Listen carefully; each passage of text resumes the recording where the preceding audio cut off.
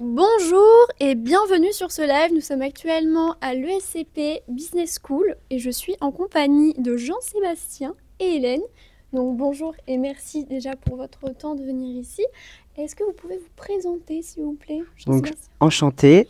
Pour ma part, je m'appelle Jean-Sébastien. Je suis actuellement en M2, Master 2 à l'ESCP. Voilà. Bonsoir, je suis Hélène Frangel, je suis responsable marketing senior au sein de l'ESCP et donc je mets en place des actions de promotion, notamment pour le Master Grande École, qui intéresse les étudiants qui sont en classe prépa. Eh bien, merci. Alors, pour vous expliquer un petit peu comment ça va se passer, du coup, on va répondre aux questions des étudiants. Donc, on a rédigé des questions qui nous semblaient du coup pertinentes à poser, mais également, on a récolté pas mal de questions venant des étudiants. Okay. Voilà. Alors, on va commencer de ce pas. Et d'ailleurs, petite piqûre de rappel aussi également, le 12 décembre, vous avez la dernière session d'information du coup de l'ESCP Business School. Et pour y participer, il faut s'inscrire directement. Vous avez le lien en bio ou sinon en story à la une. Très important. Et voilà, donc on va commencer directement. Alors, Jean-Sébastien, première question, pourquoi l'ESCP ? Pourquoi l'ESCP ? L'ESCP, pour moi, c'est vraiment une école dans laquelle je me sens bien. Moi, je suis arrivé par la voie prépa. Donc, j'ai fait 3 ans de prépa. Et en fait, après, quand on rentre, on est un peu matrixé par le classement SIGEM. Donc, en fait, j'ai choisi l'ESCP parce que c'était la 3e meilleure que j'avais eue. Mais en fait, quand je suis rentré dedans, je me suis vraiment énormément bien senti. Et franchement, je ne fais que recommander cette école à chaque fois pour tout mon entourage. Voilà. Top. Alors maintenant, Maintenant, une petite question pour Hélène, qui rejoint un petit peu du coup ce que Jean-Sébastien disait. Quels atouts pour vous on pourrait qualifier pour l'ESCP ? De quels atouts Alors, ce qui est très spécifique à ESCP, c'est qu'on a 6 campus en Europe. Alors, les gens nous connaissent comme étant l'une des Parisiennes, et c'est vrai puisqu'on a notre campus à Paris, mais pas que. En fait, on est vraiment une école européenne. On a nos 6 campus en Europe. Donc, pour rappel, en plus de Paris, il y a Berlin, Londres, Madrid, Turin et Varsovie. On en parlera peut-être après, mais Jean-Sébastien, tu as étudié à Madrid et je crois que tu y retournes. donc voilà, ça, c'est vraiment le cœur de l'école. Et nous, on cherche à recruter des étudiants qui ont envie de ça, qui ont envie de ce côté très, très international, où on peut partir à l'international dès la première année. Dans les faits, on n'est même pas obligé de passer par Paris, si on veut. Donc, je dirais vraiment ça, le côté très, très international par les campus et par les très nombreux partenariats qu'on a avec des universités partout dans le monde.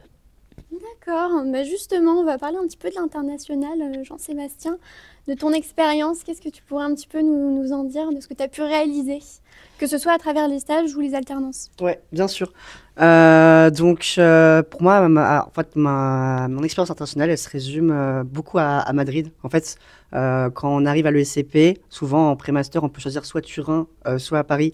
Moi, j'ai fait le choix de rester à Paris. Et après, en fait, dès le master 1, on peut commencer à se spécialiser un peu. Et en fait, on va choisir différents campus. Donc moi, j'ai choisi d'aller à Madrid pour découvrir un peu le cadre. Et j'ai énormément aimé. J'ai mis à tel point que je vais y retourner là pour ma dernière spécialisation du Master 2. Mais sinon, on a l'occasion d'aller... j'ai des amis qui sont en échange au Mexique, en Corée du Sud. Il y a vraiment énormément de possibilités. Et dans le cadre de mes stages, j'ai aussi eu l'occasion d'aller un peu à l'étranger. Donc, franchement, je suis très, très satisfait. Voilà. Ah oui, pas mal d'expérience, quoi, ouais. Finalement. C'est ça. Oui, allez-y. Ouais.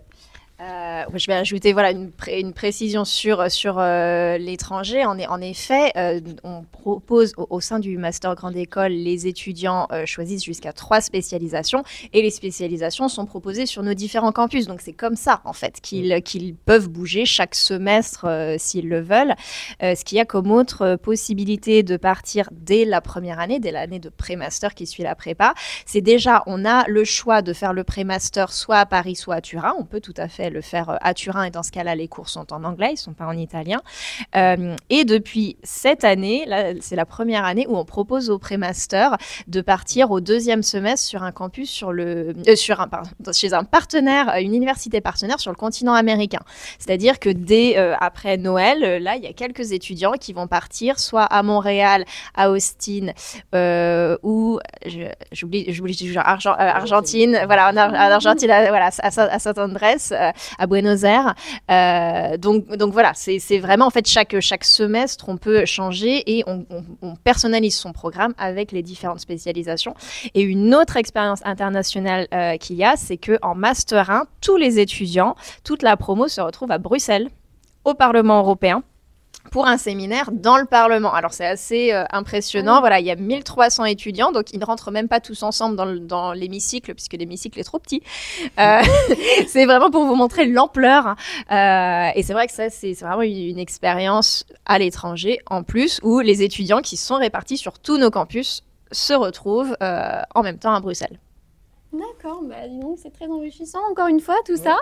Mais on parle justement de spécialisation. Est-ce que tu pourrais nous parler un peu plus de la tienne de spécialisation un Oui, peu bien plus sûr. en détail? Alors en fait, là, j'ai fait déjà une spécialisation en Digital Project Management, donc c'était à Madrid. C'est très orienté pour faire des métiers un peu dans la tech, dans le digital, etc. Donc c'est ce qui m'intéressait. Ça a confirmé ce choix. Là ensuite, j'ai fait en Master 2 ce qu'on appelle le Free Track. Donc en fait, c'est un peu un semestre où on module ses cours à la carte, des électifs, on choisit notre emploi du temps à l'avance, etc. Et après là, je vais enchaîner sur une deuxième spécialisation. Donc ça va être donc à partir du S2, on appelle ça le S2, c'est de janvier à avril, où je vais faire donc International Business Consulting. Donc c'est une spécialisation en conseil, parce qu'en fait, l'idée c'est ensuite de m'orienter vers le conseil en stratégie. Donc voilà, très enrichissant. D'accord. Merci Jean-Sébastien. Alors maintenant, je vais poser une petite question à Hélène sur le Master in Management. Donc, quelles sont les spécialités du coup du Master in Management? Spécialité ou spécificité? C'est les spécificités. Excusez-moi, j'ai mal lu. Voilà. Alors déjà, je fais un petit rappel de vocabulaire. Ce qu'on appelle à ESCP Master in Management, c'est le programme grande école. En général, quand on est en prépa, on connaît l'appellation grande école. C'est la même chose. C'est juste qu'à ESCP, on utilise le mot anglais, mais c'est vraiment la même chose. Programme grande école, Master in Management. Et donc voilà, la spécificité, je dirais que c'est le côté extrêmement personnalisable à ESCP. Donc là, on a parlé du côté très international, le fait de pouvoir changer de campus très régulièrement, d'avoir le choix des spécialisations, mais on personnalise son parcours encore d'autres façons. Il y a la possibilité de faire de l'apprentissage, que ce soit sur 1 ou sur 2 ans, sur les années de master. Et d'autres façons de personnaliser son parcours, ça peut être par exemple avec des doubles diplômes. On en a beaucoup en France et à l'étranger. Certains sont accessibles dès le pré-master, par exemple les doubles diplômes avec la Sorbonne, on en a par exemple en droit, en maths, en histoire de l'art. Il y a d'autres doubles diplômes qui vont arriver plus tard dans la scolarité, plutôt au M1, M2. Ça peut être avec des écoles d'ingénieurs, type Centrale, type les Mines. Ça peut être avec Saint-Cyr, l'Institut français de la mode. Voilà, on en a beaucoup et on en a aussi à l'international. Plus des partenariats d'échanges simples d'universités partenaires, type Erasmus. En fait, Erasmus, c'est qu'en Europe, mais c'est pour que vous compreniez le concept. Donc, voilà, moi je dirais ça vraiment le très très haut degré de personnalisation. Et ça, c'est ce qui est parfois un peu compliqué pour les étudiants qui sortent de prépa, parce qu'en fait, pendant 2 ou 3 ans, quand on a été courageux comme Jean-Sébastien, on vous a pas trop demandé de faire des choix. En fait, c'est que vous êtes dans ce cursus très tracé. On vous dit, vos matières, c'est ça, c'est du tronc commun. Hein, à part votre choix de langue, voilà, vous étudiez les matières qu'on vous dit. Voilà, c'est quand même relativement tracé. Et là, c'est vrai, quand on vous demande chaque semestre ce que vous voulez étudier et dans quelle ville européenne, voire hors Europe, vous voulez étudier, c'est pas toujours facile. Ça, c'est vraiment quelque chose auquel il faut un petit peu se préparer psychologiquement, je pense. C'est que, et ça, c'est pas que à ESCP, c'est dans n'importe quelle école, on va vous proposer de faire plein de choses. Et il faudra notamment vous renseigner sur tout ce qui est possible, sur toutes les options et prendre la meilleure option pour vous. Ça, enfin, je sais pas si toi, c'est quelque chose qui t'avait marqué. C'est vrai que quand on est en prépa, on est vraiment cravaché sur le travail et on pense que aux maths et à la géopolitique ou à l'ESH quand on fait économie. Et en fait, quand on a passé nos concours écrits et qu'on est sur le point de passer nos oraux, on se dit, mais en fait, il y a tellement d'informations qui arrivent, on est un peu perdu. Donc l'idée, c'est vraiment d'essayer de se renseigner sur les cursus ou regarder ce type de live, par exemple, pour en savoir plus, quoi. Ouais, Ouais. tout à fait. Voilà. Eh bien, merci. Alors, juste petit point pour ceux qui viennent juste d'arriver sur le live, au cas où. Sachez que là, du coup, on est en direct de l'ESCP Business School. Donc, je suis accompagnée d'un étudiant en master de Jean-Sébastien ici présent et Hélène, qui est responsable marketing du master préparation aux grandes écoles. Donc voilà, et également, autre piqûre de rappel, dernière session d'information le 12 décembre, donc c'est la semaine prochaine à 18h30 et ça sera en visio. Alors maintenant, on va continuer, on va poursuivre, on va parler un petit peu de vie associative. Jean-Sébastien, dans Super. quelle association es-tu ? Alors, j'ai fait 4 associations. J'étais à Colonu, l'association un peu de Mioun, diplomatie géopolitique. J'étais à l'IShot, l'association donc de photographie de l'ESCP. Après, j'étais aussi dans l'association de nouvelles technologies, jeux vidéo un peu. Et j'ai fait de l'aviron, surtout en première année, où j'étais très actif. Donc ça, c'était plutôt le côté sportif. Voilà. Mais j'étais très actif surtout dans l'association Colonu et l'IShot. Donc j'étais vice-président.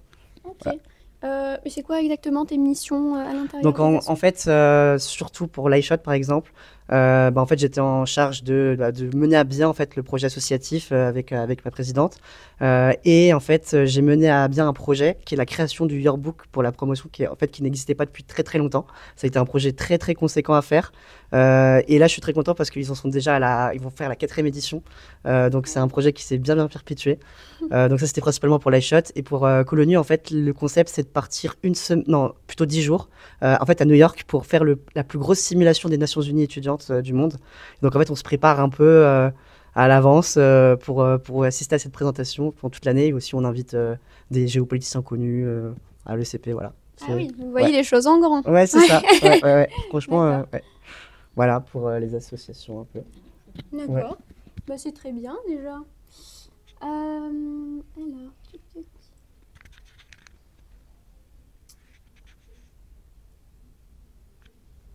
ça c'est bon, du coup, les assos. Et bien maintenant, on va passer directement au petit conseil. Dis-moi, Jean-Sébastien, excuse-moi, si tu étais face à ton toi de quand tu étais en prépa, qu'est-ce que tu te dirais aujourd'hui ? Ouais, je pense que la première chose que je me dirais, c'est en fait de pas me fier vraiment en fait au classement, parce qu'on est vraiment matrixé par le classement quand on est en prépa, mais en fait vraiment de se fier à l'ambiance qu'on peut ressentir sur les écoles quand on fait les oraux. Ça c'est super important, premier point. Deuxième point, peut-être aussi sur la qualité du programme, les possibilités en fait qu'on peut prendre dans ce programme. Donc voilà, c'est la première chose que j'ai en tête. Dirais. Ouais, c'est vraiment ça. Ouais. Voilà. Alors, je vais donner quelques conseils écrits et oraux. Parce que quand on est en prépa, c'est vrai qu'en général, on voit d'abord les écrits.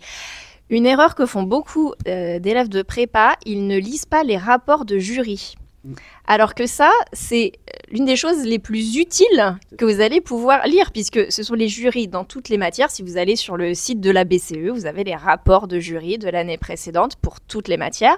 Et c'est-à-dire que les jurys mettent en évidence les fautes qu'on retrouve le plus souvent, comment il aurait fallu faire les choses. Donc, c'est du temps très, très bien investi. Voilà, de lire les rapports de jury pour vraiment voir ce que les jurys attendent et pourquoi certains étudiants ont répondu à côté de la plaque, par exemple. Donc ça, c'est quand même quelque chose de très utile. Évidemment, voilà, faire des annales, il n'y a pas de secret. Voilà, il y a quand même des sujets types qui reviennent régulièrement. Ça, c'est voilà, plus pour les écrits. Ensuite, pour les oraux, alors si je parle de SCP, quand vous êtes admissible à SCP, vous passez 4 épreuves dans une journée. Vous avez, comme dans la plupart des écoles, vos 2 épreuves de langue et un entretien de personnalité, et vous avez une épreuve spécifique qui va dépendre de votre voix en prépa. Donc, soit maths, soit AGG ou ESH, soit si vous êtes en ECT management, et si vous êtes en AL, littérature et sciences humaines. On a régulièrement des étudiants, alors qui heureusement intègres. Mais quand on discute avec eux, ils nous expliquent qu'ils ont un peu intégré sur un coup de chance. Il y a quand même toujours une part de chance dans les concours, dans un sens comme dans l'autre. Il y a des bonnes et des mauvaises surprises.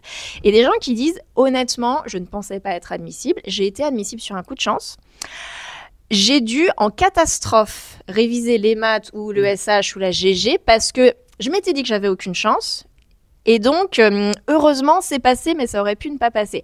Je trouve ça un peu dommage d'avoir autant travaillé pendant 2 ou 3 ans et de se dire, bon, en fait, non. En fait, si vous candidatez à une école, il y a une probabilité statistique pour que vous soyez admissible. Alors, elle est plus ou moins élevée, mais n'empêche que, il est possible que vous soyez admissible. C'est un peu dommage, quand même, d'avoir autant travaillé et de se dire, non, c'est pas possible. Voilà, a priori, si vous avez fait des maths, vous connaissez le concept des probabilités.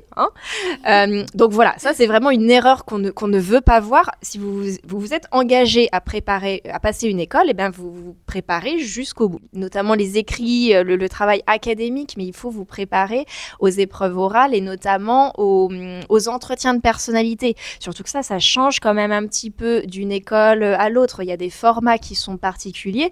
Typiquement, à l'ESCP, l'entretien, il se base sur un questionnaire qui est disponible sur notre site internet. On n'a vraiment rien à cacher.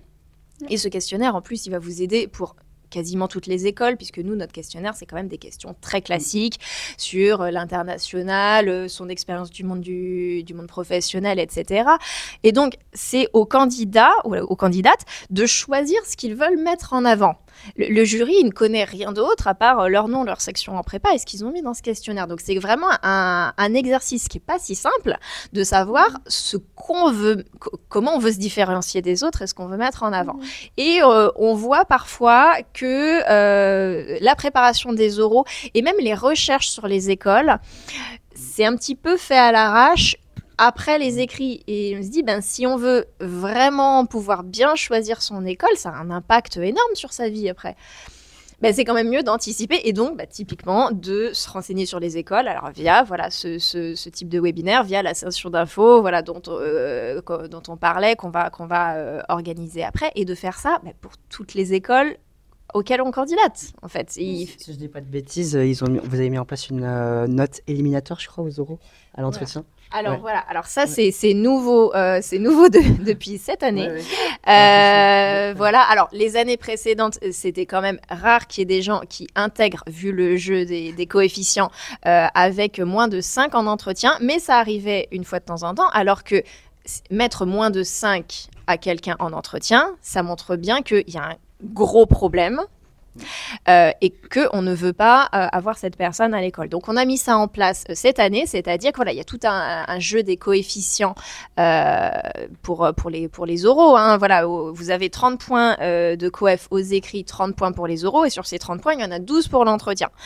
8 pour la spécialité, 6 pour la LVA et 4 pour la LVB.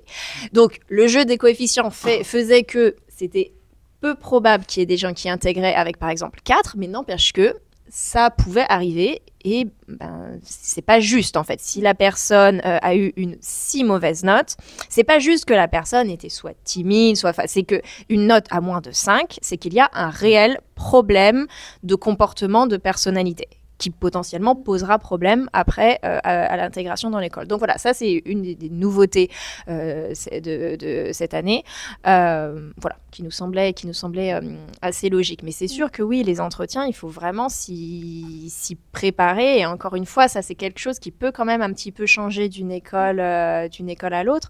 Donc voilà, c'est pas évident. Alors encore une fois, nous on a des simulations d'entretien sur notre chaîne YouTube. Il y a d'autres écoles qui font ça aussi. Il y a quand même beaucoup de choses. On n'a pas parlé des épreuves de langue, mais que ce soit les épreuves de langue ou les épreuves de spécialité, nous on met toutes les annales sur notre site internet. Donc vous n'avez pas vraiment d'excuses pour arriver pas préparé. En fait, vous ne pouvez pas, encore une fois, il y a tellement d'enjeux, vous ne pouvez pas vous permettre de vous laisser surprendre, de vous laisser déstabiliser en ne sachant pas vraiment à quoi ressemblent les épreuves. Voilà, il faut rien avoir à regretter, en fait. Il faut faire de son mieux, que ce soit aux écrits, aux oraux. Il faut se dire, j'ai fait ce que je pouvais. Ça marche ou ça marche pas, encore une fois. C'est pas une chance exacte. Mais il faut pas regretter de se dire, l'information était à disposition et je suis pas allée voir. Ouais, bah, surtout de nos jours, les informations sont assez accessibles, donc faut en profiter, hein. Mais d'ailleurs, Jean-Sébastien, j'oublie. Désolée. Est-ce que tu aurais des petits conseils justement pour les personnes qui vont se préparer au concours parce que là, ça va arriver, on rentre dans une période Noël. Les concours, est-ce que tu aurais des petits conseils? Alors, du coup, pour les écrits, par exemple, je peux prendre en général, par exemple, pour les maths, qui est généralement une matière qui est très importante dans les coefficients. Moi, je pense que mon erreur, parce que du coup, j'ai fait une 3e année, j'ai QB, mon erreur, c'est d'avoir fait quasiment aucune annale, en fait, qui traitait des écoles que je visais. Et donc, je l'ai ressenti quand j'ai fait énormément d'annales après, dans ma 3e année, ça m'a énormément aidé. Donc voilà, premier point, et se faire beaucoup d'annales, apprendre bien son cours en maths, connaître tous les moindres détails, les théorèmes, ça c'est vraiment important. Et après, en géopolitique, dans les autres matières, en fait, je pense qu'un conseil général que je pourrais donner, c'est faire le maximum d'entraînement dans les conditions. En fait, moi, je prenais vraiment, j'avais un chronomètre, je me mettais 4 heures à chaque fois pour les épreuves pour simuler. J'avais carrément imprimé les copies comme au concours, et je m'entraînais vraiment en simulation, comme ça, j'avais à peu près une idée du nombre de lignes à sauter, etc. Et en fait, j'essayais de simuler au maximum, en fait, cette expérience de concours. Et en fait, après, on est un peu matrixé et on arrive au concours et on fait ce qu'on peut et après on voit. Mais voilà, le meilleur conseil, c'est s'entraîner s'entraîner de façon la plus réaliste en fait et la plus réaliste selon les conditions. Voilà. Voilà un peu. Et pour les oraux, pour moi, le plus important, notamment sur l'entretien de personnalité, c'est le concret et la cohérence en fait du profil, parce que en fait, quand on est juré, on se rend tout de suite compte quand la personne elle a des incohérences, et en fait après le jury va un peu explorer ces incohérences, et après l'entretien peut virer un peu à la catastrophe. Donc être concret, cohérent. Et le dernier point, c'est aussi sur la motivation sur l'école, bien connaître l'école et bien ressortir le plus de détails possible en fait sur l'école pour montrer qu'on est motivé finalement. Donc voilà. Ouais. Donc en quelques mots, motivation, détermination et surtout on optimise son temps pour préparer les concours, quoi. Exactement. D'accord, merci. Les petites questions, qu'est-ce qui reste? Je peux donner quelques conseils complémentaires sur les entretiens. Voilà, pour compléter un petit peu ce que tu as dit, on attend vraiment de la sincérité. Alors, c'est pour ça que c'est pas facile comme exercice, puisque à la fois, il faut être préparé, mais il faut pas que ça se voit trop.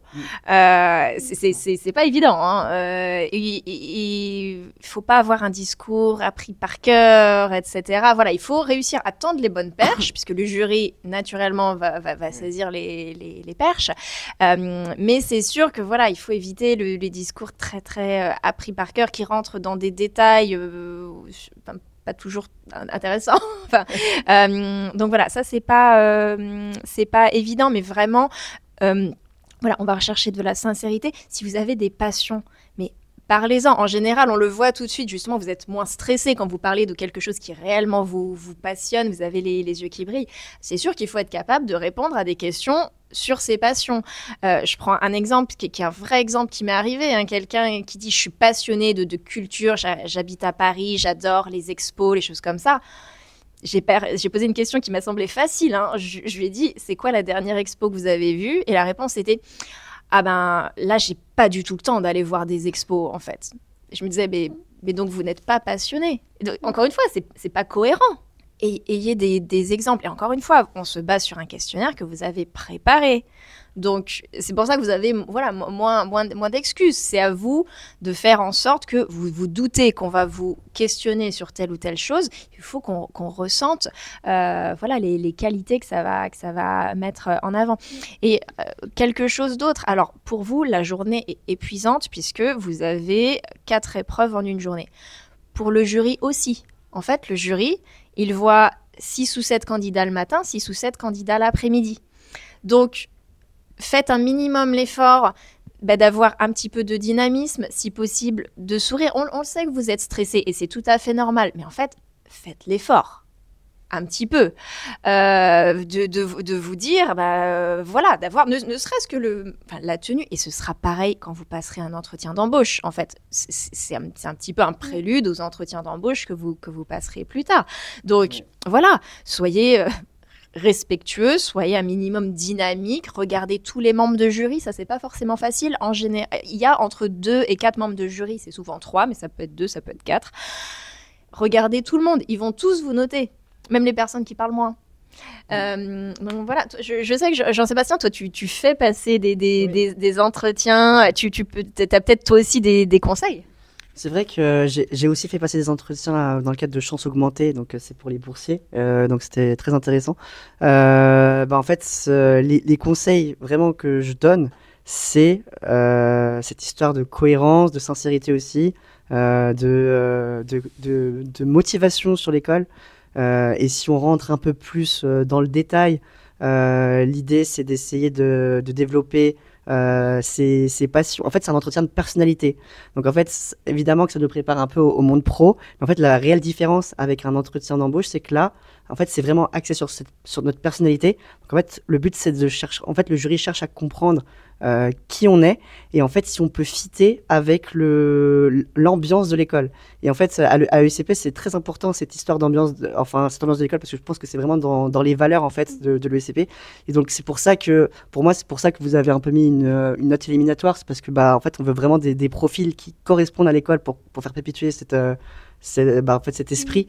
Donc, en fait, juste dévoilez-vous et montrez qui vous êtes, et c'est comme ça que vous allez avoir une bonne note. Voilà. Ouais. Je pense à trois choses. Naturellement, la discussion nous fait penser à certaines choses. À ESCP, il est possible qu'on vous pose une question en anglais. C'est pas obligatoire, mais c'est possible. C'est pas pour en soi tester votre niveau d'anglais, mais vous candidatez à une école internationale. Encore une fois, c'est cohérent de vous demander d'être capable de répondre à une question sur vos loisirs en anglais. Voilà, si vous allez être dans une cohorte où les Français se retrouvent en minorité, voilà, vous devez être un minimum à l'aise pour être capable de répondre à une question. Voilà, ça montre votre aisance, pas tant dans la langue, mais votre capacité d'adaptation. Voilà, je pense à autre chose aussi. Parfois, on nous demande, est-ce qu'il faut avoir un projet professionnel concret parce que, voilà, je sors de prépa, je sais pas ce que je veux faire. J'ai envie de dire, tant mieux. Enfin, c'est aussi l'avantage des écoles de management, c'est que ça amène à des débouchés qui sont très très larges. On peut faire plein de choses. N'allez surtout pas vous bricoler un projet de on m'a dit qu'il fallait dire que la finance ou le conseil en stratégie c'était super, alors que vous ne savez pas du tout ce que c'est. N'allez surtout pas bricoler quelque chose. Par contre, vous ne pouvez pas arriver en n'ayant aucune idée de pourquoi vous présentez une école de management. Et on le sait, il y a beaucoup de gens qui vont en prépa, surtout prépa ECG, parce que en fait ils étaient un peu bons partout, et donc ils ont suivi comme ça. Ils arrivent là en disant mais je sais pas ce que je veux faire. Mais vous n'êtes pas obligé de savoir quel métier vous voulez faire, mais il faut un minimum se renseigner sur ce qu'il est possible. Ça ne veut pas dire que vous ferez votre carrière là-dedans. Mais voilà, moi une question que j'aime bien poser, c'est l'an prochain vous ferez votre premier stage. C'est quoi l'entreprise de vos rêves ? C'est juste intéressez-vous au monde de l'entreprise, intéressez-vous aux matières que vous allez étudier en école. On pourrait aussi vous demander quelle matière vous attendez de découvrir avec impatience. C'est juste ça, c'est montrer que vous avez fait preuve de curiosité, d'ouverture d'esprit. On ne va pas vérifier que dans 5 ans, vous avez bien fait ça. Mais oui, c'est vraiment juste ce côté professionnel. Allez surtout pas inventer quelque chose, parce qu'on va très vite se rendre compte que vous ne savez pas de quoi vous parlez si c'est le cas. Par contre, si vous avez un projet, c'est super. Si vous savez vraiment, allez-y, mais soyez prêts à ce qu'on vous pose des questions. Et enfin, une erreur, franchement un peu bête, qu'on voit parfois et qui arrive en général en début d'entretien, ce sont des gens qui nous sortent le mauvais nom de programme. Alors, le mauvais nom d'école, ça arrive aussi. Ça, je pense que c'est plus sous l'effet du stress. Mais qui nous disent, par exemple, je suis ici devant vous parce que je veux candidater à votre master en finance. Et on leur dit, eh bien, c'est bien dommage parce que quand vous sortez de prépa, vous ne candidatez pas au master en finance. Notre master en finance, alors qu'il est aussi un très bon programme, il est numéro 1 mondial, voilà. Mais ce n'est pas le programme que vous faites après la prépa. Le master en finance, c'est dédié à des gens qui ont déjà Bac+3, Bac+4. Vous, ce que vous faites à ESCP, c'est le master grande école, le master in management.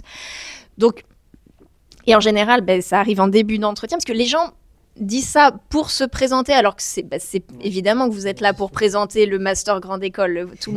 C'est pas très différenciant de dire ça. Et alors, c'est pas du tout éliminatoire, mais c'est vrai que ça n'aide pas, puisque dès le début de l'entretien, on leur dit que c'est pas le bon programme, donc ils se décomposent un petit peu. Donc, à la limite, vous n'êtes même pas obligé de le dire. On se doute que vous êtes là pour le master grande école. Ce qui est toujours intéressant, c'est de dire éventuellement, il y a telle ou telle spécialisation qui m'intéresse. Encore une fois, on ne vous demande pas d'apprendre la liste des 70 spécialisations par cœur, mais de montrer que vous vous êtes intéressé à l'école, et ça, il faut le faire pour toutes les écoles. Quelle spécificité de l'école vous intéresse? Voilà, de nous dire, moi, par exemple, il y a 7 spécialisations sur votre campus de qui m'intéressent. Je me dis que j'aimerais bien en savoir plus. C'est juste un projet, mais ça m'intéresse de découvrir ça. Et j'ai vu que vous aviez aussi tel séminaire. Voilà, faites vos recherches un minimum. On ne vous demande pas une présentation complète de l'école, mais de montrer qu'il faut qu'on ait l'impression que vous candidatez uniquement chez nous. Alors, on le sait que ce n'est pas le cas, mais il faut qu'on ait l'impression sincère qu'on est votre premier choix, voilà. Et donc, en effet, voilà, il faut faire vos recherches. On vous demande, encore une fois, pas de réciter des listes entières de spécialisation ou de valeurs, c'est du vécu, mais voilà. Par petites touches, montre-nous que vous êtes renseigné sur l'école et qu'il y a des choses spécifiquement chez nous qui vous intéressent. Ça me fait penser justement, Jean-Sébastien, tout à l'heure, tu en as un petit peu parlé. Qu'est-ce que tu voudrais faire après tout ça, du coup? Est-ce que tu as des idées de métier, un endroit? Oui, alors en fait, je peux déjà commencer par décrire un peu les stages que j'ai pu faire qui m'ont en fait orienté dans cette voie. Donc d'abord, ce qu'on fait souvent à l'ESCP dans le programme Grande École, c'est qu'en fait, on prend une césure un peu professionnelle entre le Master 1 et le Master 2 pour après rebondir mieux quand on va avoir les stages de fin d'études ou les CDI. Donc moi, j'ai choisi de faire une césure de 2 fois 6 mois, dans lequel d'abord j'ai fait un stage en stratégie chez Amazon, donc expérience très très internationale, et également très, je dirais, c'était une belle expérience de vie aussi. Il y avait une très bonne ambiance, tout le monde était bienveillant, franchement. Là, il n'y a aucun souci là-dessus. Et après, j'ai fait un deuxième stage, cette fois-ci, dans une boutique de conseil en stratégie, où j'ai adoré, en fait, la stimulation intellectuelle que ça a pu m'apporter. J'ai appris, enfin, j'ai dû faire au moins 4 ou 5 missions sur des secteurs totalement différents. C'était très axé digital, mais en fait, on pouvait avoir du secteur du luxe comme de la défense, il y avait un peu de tout. Et en fait, ça m'a donné envie justement de faire du conseil en stratégie plus tard. Donc l'idée, c'est d'essayer de trouver un stage de fin d'études dans le conseil en stratégie. Et après, en fait, je verrai après comment je m'orienterai, mais voilà. Et en fait, c'est le conseil et la finance, c'est des domaines dans lesquels pas mal de personnes de ESCP se dirigent, même s'il y a quand même énormément de profils atypiques. Je dirais même pas que c'est atypique, c'est même en fait ils veulent faire ce qu'ils ont envie de faire. Il y a des entrepreneuriats, il y en a qui peuvent faire médecine après, enfin même avant. Enfin, il y a plein de profils différents. Voilà. D'accord, merci. Alors.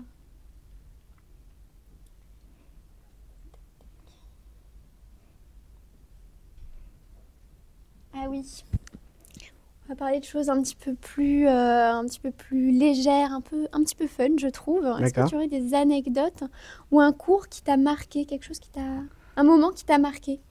À l'ESCP. À l'ESCP, bien sûr.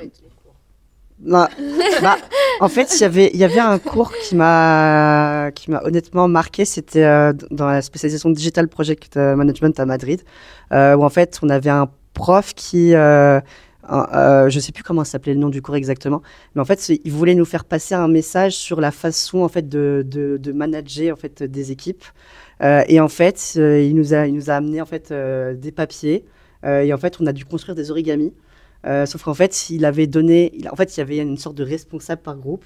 Et en fait, il nous disait des infos très floues. Il faisait exprès, mais nous, on ne savait pas. Et en fait, il nous disait de faire, en fait, il nous donnait des instructions pour construire en fait cet origami. Et en fait, du coup, le responsable devait dire à son équipe, voilà ce qu'il faut faire. Mais en fait, l'équipe ne comprenait pas très bien. Et en fait, je dirais la valeur finale de cet apprentissage, c'est que, en fait, tout passe par le premier message. Donc ça m'avait assez marqué. Mais c'était très enrichissant. Et après, plus globalement, je pense que je pourrais parler de mes meilleurs moments à l'ESCP. Ouais. Moi, ça a été, donc, vous l'avez peut-être compris, c'était Madrid.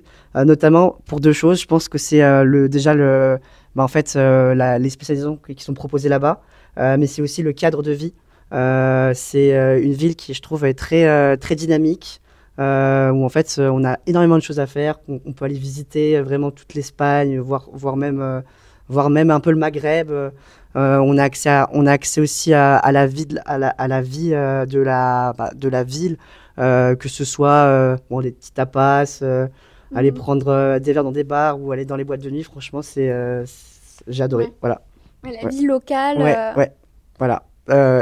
Voilà, ça, c'est un peu mon meilleur souvenir à l'ESCP. Je dirais que c'est tout ce semestre à Madrid. D'accord. Mais d'ailleurs, par rapport à ce semestre à Madrid, est-ce que tu veux raconter un petit peu comment ça s'est passé pour toi C'était à la fois très court mais très intense. Parce que j'y allais vraiment sans aucun. Je me suis dit ça pourrait être sympa. En fait, je m'étais mis en coloc avec des très très bons amis de mon association.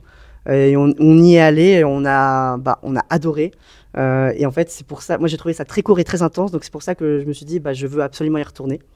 Donc voilà. Et en plus, je me rappelle, pendant ce deuxième semestre de Master 1, justement, t'en as parlé, mais en fait, il y avait le séminaire Designing Europe. Et en fait, c'est vraiment le moment où l'entièreté de la promotion, je crois c'est 1300 étudiants se retrouvent. Et en fait, comme on était un peu splittés dans les différents campus, en fait, c'est le moment où on retrouve toute notre promotion réunie à un seul endroit. Et en fait, on retrouve en fait nos anciennes rencontres. Et en fait, c'est un moment d'échange hyper riche que je trouve qui définit totalement le SCP. Voilà. D'accord, merci, c'est très beau tout ça. Est-ce qu'il y a un petit événement d'ailleurs qui se prépare à l'ESCP, on pourrait en profiter pour en parler justement? Alors, je vais en profiter pour parler de deux événements d'un coup. On l'a déjà mentionné, voilà, on fait une session d'information en ligne le jeudi 12 décembre. Tu l'as fait avec moi, je crois d'ailleurs. Oui, même. Voilà, ouais. Voilà. Et aussi un autre étudiant. Donc voilà, le but de ces sessions d'info en ligne, c'est des sessions d'à peu près 1 heure où vraiment, pendant à peu près une demi-heure, on présente le master grande école. Donc vraiment, on présente le programme. Donc toutes les spécificités dont on a parlé et on parle aussi des épreuves orales. On donne un petit peu plus de conseils sur les entretiens, etc. Donc ça, c'est la possibilité pour vous, où que vous soyez, vous n'avez pas besoin d'être à Paris, de pouvoir avoir beaucoup d'informations et de poser vos questions. On fait à peu près une grosse demi-heure de présentation et le reste, c'est pour poser des questions. Donc, il faut vraiment pas hésiter d'avoir cette proximité avec l'école.